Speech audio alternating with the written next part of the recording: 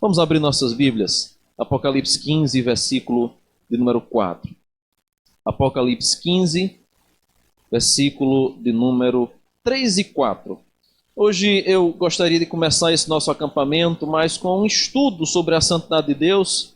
Como as lutas não param, o Data Show não deu certo para a gente instalar aqui. Eu havia preparado para os irmãos algumas informações, algumas coisas no Data Show. A gente vai tentar depois ver como é que faz, o cabo é pequeno. Mas nós vamos sem Data Show mesmo hoje. Amanhã pela manhã nós iniciaremos uma série de pregações com outros pastores também e comigo. Mas hoje eu queria abordar um pouco essa temática que é a razão do nosso acampamento: santidade. E antes de nós entrarmos nas mensagens que falarão sobre santidade, nas exposições bíblicas que nós teremos ao longo desses 3 dias, eu queria fazer uma abordagem geral sobre o que significa essa santidade majestosa de Deus. Apocalipse 15, versículo 3 e versículo de número 4. Vamos ler juntos esses 2 versos a título de introdução. E entoavam o cântico de Moisés, servo de Deus, e o cântico do Cordeiro, dizendo: grandes e admiráveis são as tuas obras, Senhor Deus Todo-Poderoso. Justos e verdadeiros são os teus caminhos, ó Rei das nações. Quem não temerá e não glorificará o teu nome, ó Senhor?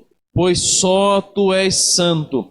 Por isso todas as nações virão e adorarão diante de ti, porque os teus atos de justiça se fizeram manifestos. Amém. Louvado seja Deus. Curva a sua cabeça. Vamos orar nesse instante mais uma vez ao Senhor, pedindo Ele que fale ao nosso coração. Senhor, como é maravilhoso estarmos em Tua presença. Como é bom estarmos juntos, unidos para Te adorar. Nesse momento, ó Deus, que abrimos a Tua palavra, nós pedimos, fala ao nosso coração, revigora a nossa mente, revigora o nosso corpo, mas sobretudo revigora o nosso espírito, para que possamos nessa noite sermos renovados, impactados, confrontados pela Tua palavra. Ó Deus amado, abençoa, meu Pai, para que este acampamento, para que este momento, este e os demais momentos que aqui teremos, sejam momentos de grande edificação e aprendizagem. Nós oramos assim e pedimos, fala conosco, em nome de Jesus. Amém e amém. O que é santidade para você? Ou qual é o seu padrão de santidade? Nos dias em que nós vivemos, irmãos, santidade tem sido mais um tema de canções, um tema de encontros como esse, um tema para livros que às vezes são escritos, mas não tem sido uma realidade da igreja brasileira. Nós ouvimos falar sobre sede santos porque eu sou santo, diz o Senhor. Nós ouvimos falar sobre o Deus que é santo, santo, santo. Nós cantamos músicas que falam desta santidade de Deus. Nós lemos Bíblia e lemos na Bíblia palavras que falam sobre esta santidade de Deus. Canções como essa que aqui foi entoada, que exaltam, que enaltece, que glorifica a santidade desse Deus. Mas ainda assim, por vezes, a santidade não é um padrão que regula a nossa vida. Mas ainda assim, por vezes, a santidade não é um hábito, não é uma prática, não é um molde do nosso caráter. Eis a razão pela qual eu torno a perguntar: qual é o seu padrão de santidade? Quando a gente olha para a Bíblia Sagrada, queridos irmãos, nós vamos perceber que a Bíblia fala incansavelmente sobre este atributo de Deus. Que a Bíblia menciona em livros históricos, em narrativas, nos livros proféticos, nos livros poéticos. Entramos no Novo Testamento e encontramos as cartas que falam sobre isso, os evangelhos que demonstram isso, o próprio Apocalipse, o livro profético, que mostra essa realidade deste Deus Santo. A Bíblia fala incansavelmente sobre um Deus que é santo e cujo padrão de santidade não foi rebaixado, mas que permanece inclusive o mesmo. Por vezes, Nós estamos tão distantes deste padrão, tão distantes deste modelo que Deus deseja, e não apenas deseja, mas ordena para a nossa vida, que nós chegamos até mesmo a acreditarmos que o padrão de santidade exigido por Deus hoje para nós não é mais o mesmo que outrora foi exigido no Antigo Testamento. Então, para alguns, essa ordenança, sejam santos, se santifiquem, separem, façam isso, é coisa do passado, é coisa do Antigo Testamento. Mas o que nós vamos perceber na Bíblia Sagrada é que, na verdade, esse padrão, esse estabelecimento de santidade de Deus e nossa que nós devemos ter, permanece mais atual, ou é mais atual do que a gente possa imaginar. Porque quando a gente olha para o próprio Deus, o que nós vamos perceber é que Deus é luz, nele não há trevas nenhuma, que a santidade é a excelência proclamada na Bíblia Sagrada de Deus, que lá em Abacuque 1:13, a Bíblia vai dizer, o profeta Abacuque vai dizer que tu és tão puro de olhos que não podes ver o mal. Porque o nosso Deus é um Deus santo, ele não apenas exigiu no passado do seu povo um padrão de santidade, mas ele continua requerendo este padrão de santidade na nossa vida. Assim como o poder de Deus é oposto à fraqueza inata da criatura, assim como a sabedoria de Deus está em contraste com as nossas muitas limitações e defeitos de nosso entendimento, assim também nós vamos perceber que a santidade moral de Deus é a própria antítese de todo mal e de toda prática pecaminosa. E o nosso Deus designa lá no passado, em 2 Crônicas, capítulo 20, versículo 1, o seguinte, que os cantores de Israel louvassem a majestade santa, louvassem a majestade santa do nosso Deus.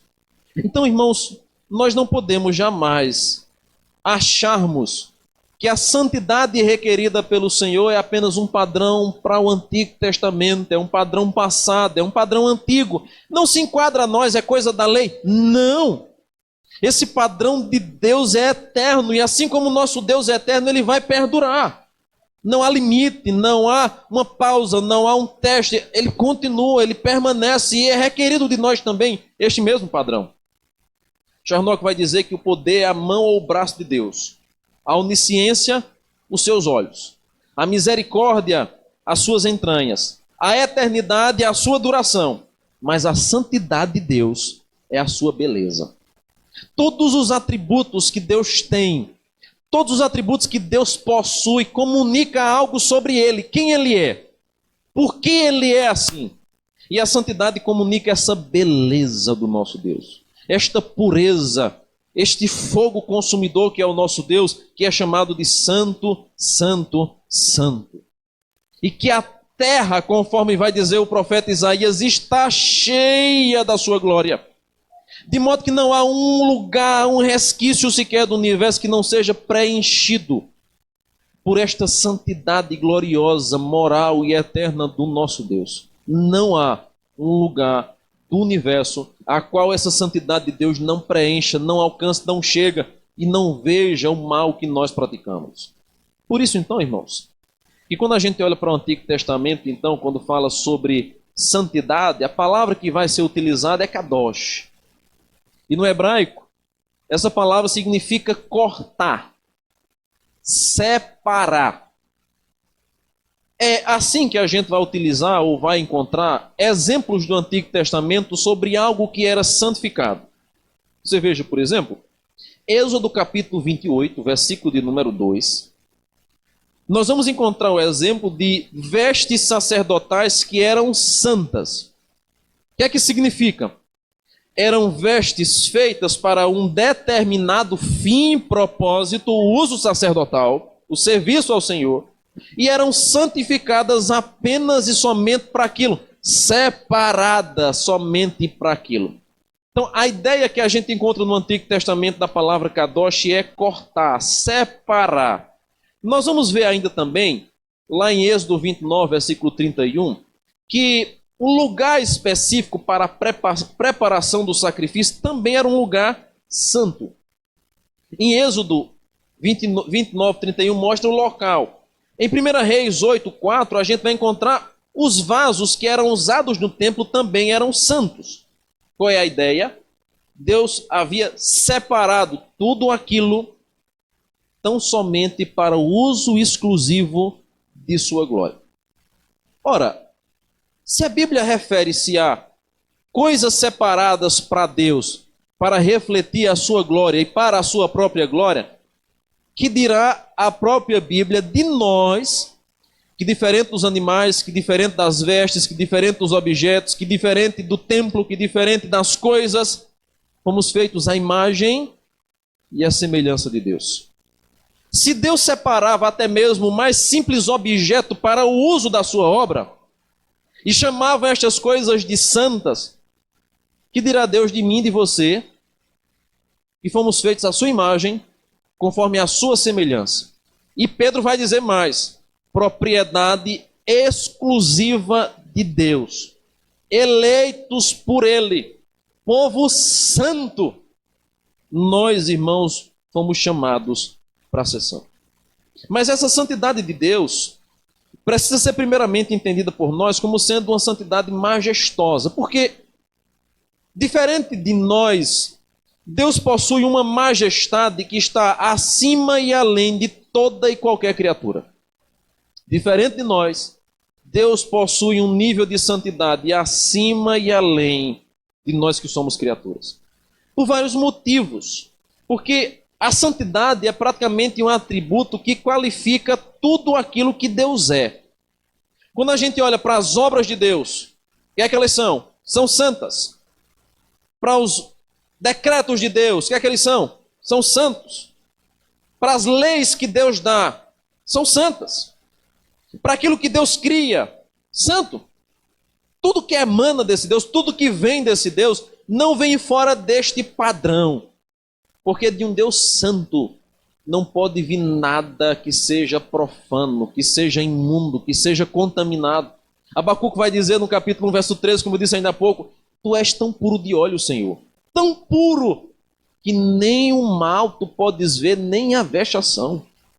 Esse é o nível, irmãos, de pureza, é o nível de santidade. E é esse o atributo que é, inclusive, proclamado pelos seres celestiais. Volte um pouco às páginas de sua Bíblia e agora veja Apocalipse capítulo 4. Nós lemos capítulo 15. Veja aí, por gentileza, o capítulo 4, versículo de número 8. E lembre-se da leitura que fizemos anteriormente em Isaías 6. Veja o que é que diz o texto. Apocalipse 4, versículo 8. E os 4 seres viventes, tendo cada um deles respectivamente 6 asas, estão cheios de olhos ao redor e por dentro. E não tem descanso, nem de dia, nem de noite. Proclamando o quê? Todos juntos. Santo, santo, santo é o Senhor Deus, o Todo-Poderoso, aquele que era, que é e que há de vir. Não apenas os homens exaltam a santidade desse Deus, mas até mesmo seres viventes estão proclamando.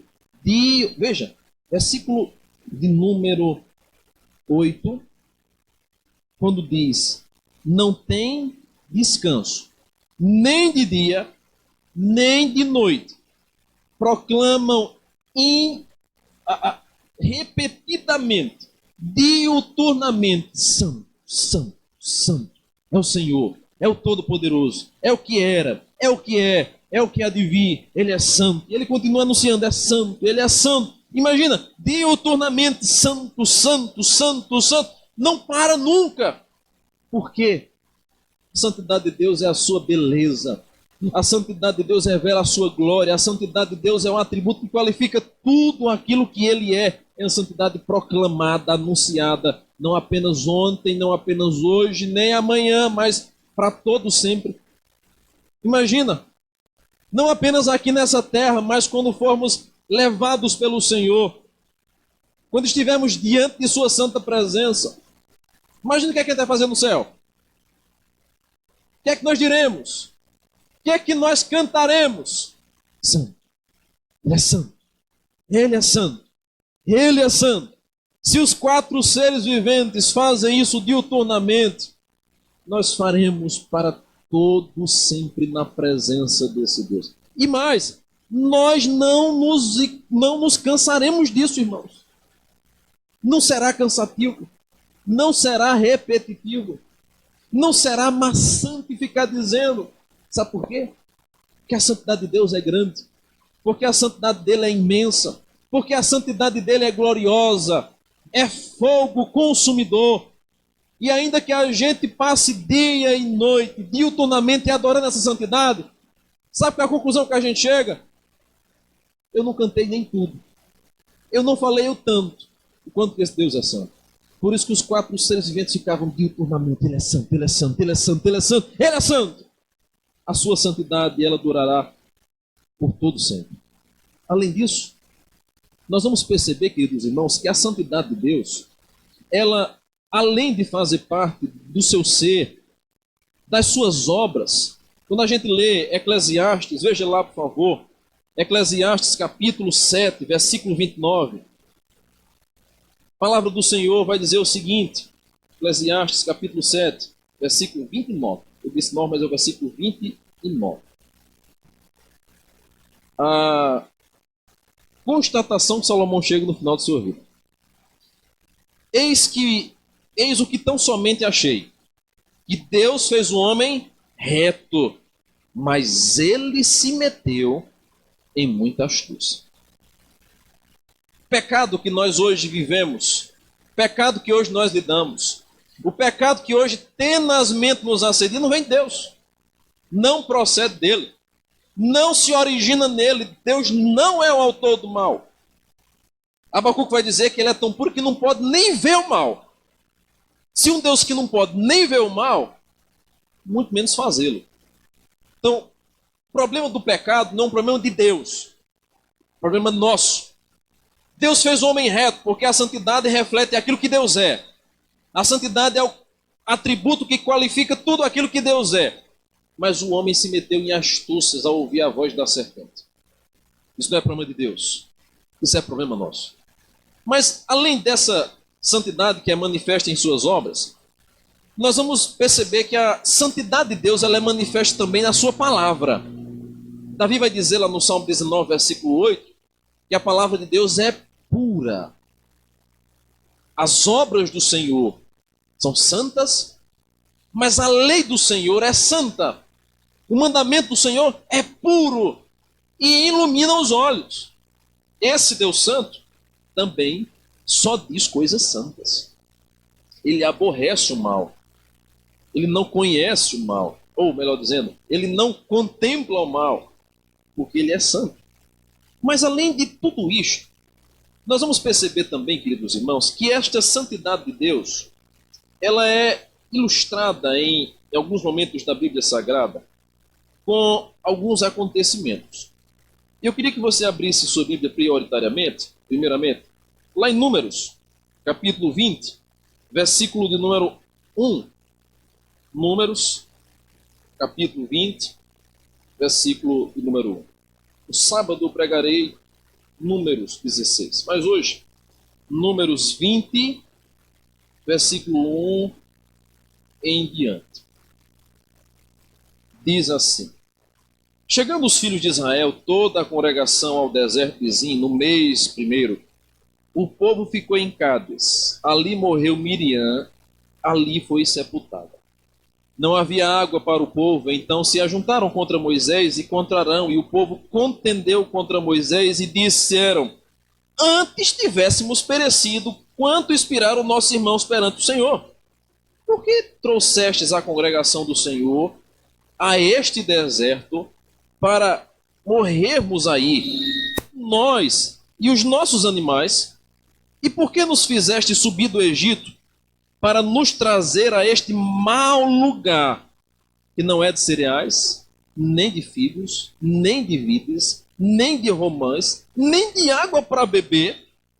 Então Moisés e Arão se foram, e diante do povo, para a porta da tenda da congregação, e se lançaram sobre o seu rosto, e a glória do Senhor lhes apareceu. Não apenas aqui, mas em repetidos momentos da história do povo. Deus estava conduzindo o seu povo para o local aonde ele havia prometido conduzir o povo. Mas aí bastava uma pequena dificuldade que este povo rebelde logo tornava a dizer: para que nos trouxesse aqui? Para que nos colocou no lugar desse? Aqui não tem videira? Aqui não tem comida? Aqui, Moisés, não tem figo? Não tem romã? Até água para beber está faltando? Qual é o propósito de nos trazer esse lugar quente, a esta terra seca? Era melhor que a gente tivesse ficado lá. E o que a gente vai perceber então, queridos irmãos, é que Deus fala a este povo e exorta esse povo. Versículo 12. Mas o Senhor disse a Moisés e Arão: visto que não crestes em mim, para me santificardes diante dos filhos de Israel, por isso não fareis entrar este povo na terra que lhe dei. O texto que nós iremos abordar no encerramento do nosso acampamento, e é o tema do nosso acampamento, é este aqui, Hebreus 12, 14. Santidade, sem a qual ninguém verá a Deus. Mas ora, nós encontramos um exemplo deste, registrado já no Antigo Testamento, de onde Deus faz o líder da nação. O líder da nação. Aquele que Deus falou, aquele que Deus chamou, por atos de desobediência, não entrar na terra. E Deus mesmo vai dizer isso no versículo 12: visto que não crestes em mim. Para quê? Para me santificardes diante dos filhos de Israel. Agora preste atenção numa coisa que Deus vai dizer nesse versículo de número 12. Como é que eles creriam em Deus? E como é que eles santificariam a Deus? Como é que eles fariam isso? Primeiro, eles creriam em Deus aguardando confiantemente na promessa que ele fez. Deus disse que ia levar o povo para a terra. Eu vou levar vocês para a terra prometida. Então, por mais distante que pareça, por mais longínqua que seja, se você tem fé na palavra daquele que lhe conduziu ali, você vai, você espera, você aguarda, você dá mais um passo, você vai mais além, perde a força, mas você continua. Confiança em Deus. E eles estavam constantemente paralisando para reclamar, para murmurar, para colocar dificuldade, porque não creram. Depois, Deus vai dizer que além deles não creram, eles não santificaram, para me santificar diante dos filhos de Israel. Nós não podemos, irmãos, tornar Deus mais santo do que Ele é, porque Deus é o padrão de toda santidade. Mas nós podemos proclamar a santidade do nosso Deus e assim contribuirmos no processo de santificação de outros. E isso acontece não apenas com coisas misteriosas, extraordinárias, sublimes. Isso acontece em pequenas atitudes. Isso acontece em pequenas atitudes. Um dia no Seminário Presbiteriano do Norte, há um tempo atrás, muito tempo atrás, os alunos começaram a fazer uma brincadeira com pão. Pão francês.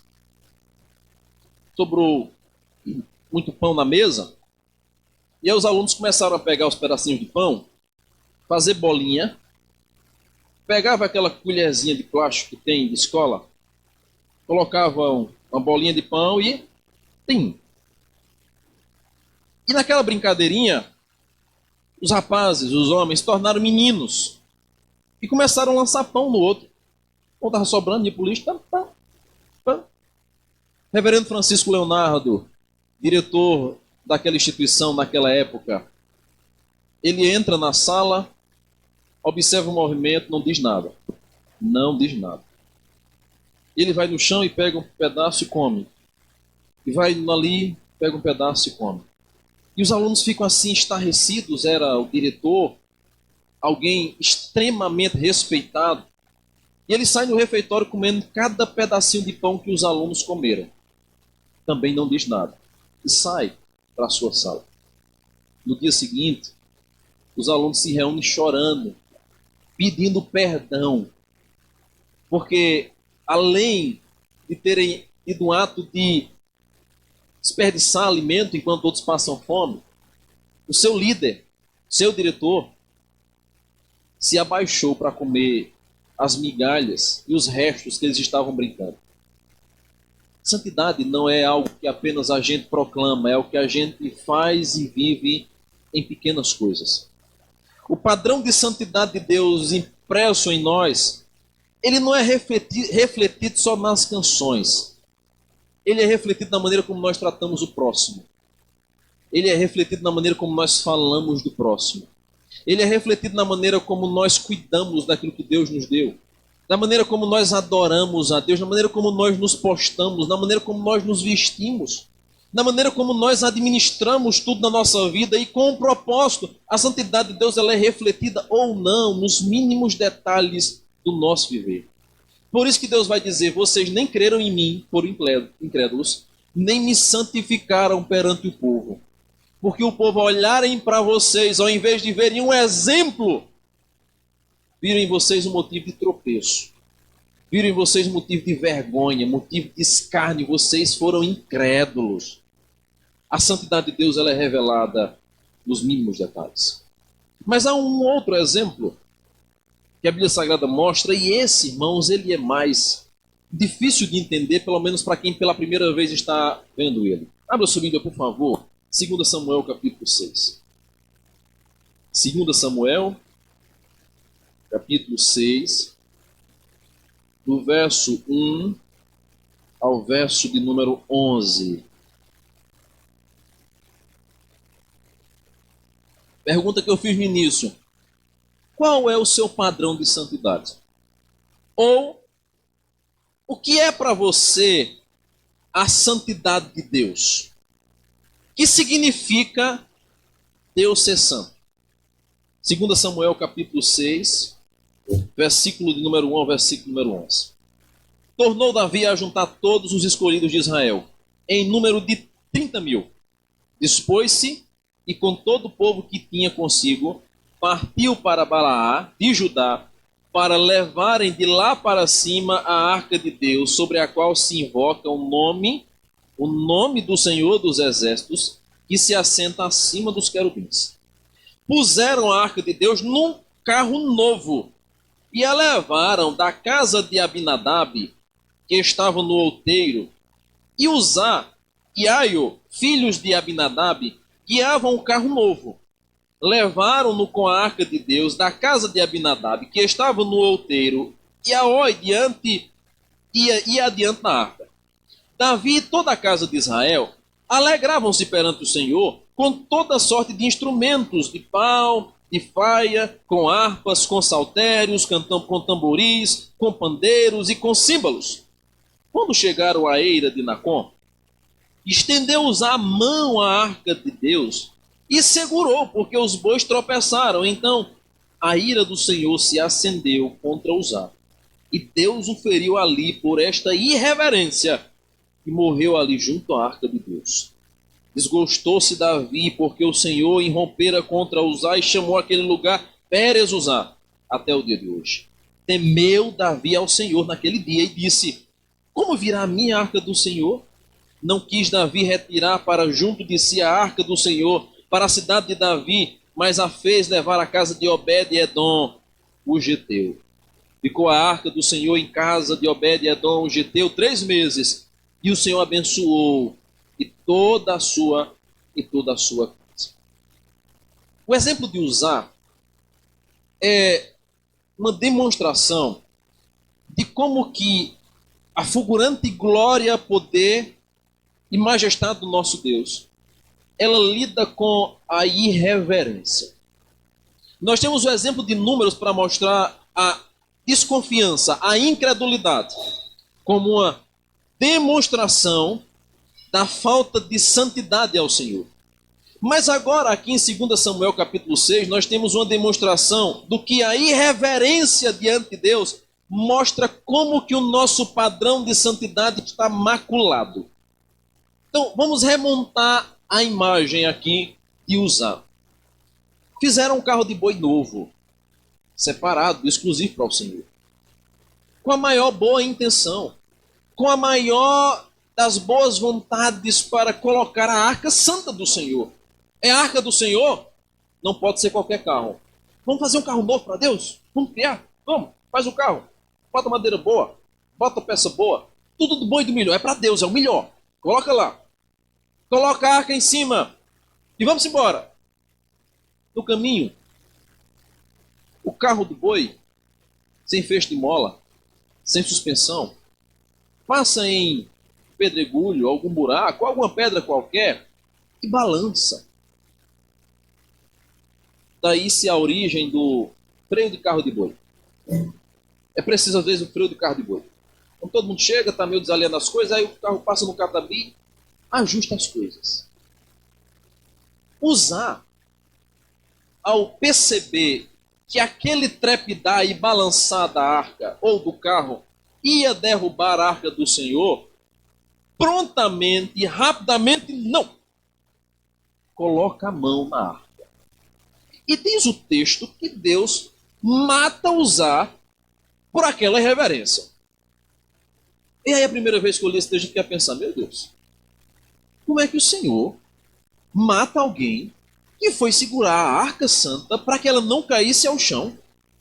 Como é que Deus mata alguém que foi fazer um ato nobre de fazer a força que fosse necessário, talvez até correndo o risco de se machucar para salvar a arca do Senhor? E a Bíblia vai dizer que Deus não se agradou daquela irreverência. Sabe por quê? O nosso Deus, ele é tão santo, ele é tão santo, que mesmo as melhores, ou a melhor das boas intenções que nós tenhamos para adorar a ele, estando fora da sua ordenança, ele não se agrada. Primeiro, porque a arca do Senhor não deveria ser carregada em carro de boi. Ela deveria ser carregada nos ombros, com os varais que eram colocados nas argolas que haviam nas laterais dela.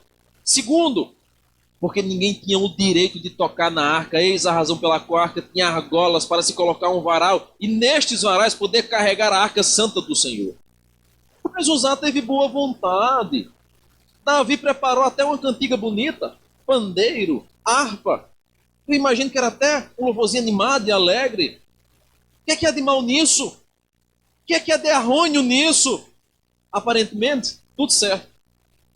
Mas a reverência se foi no momento em que foi desobedecida uma ordenança.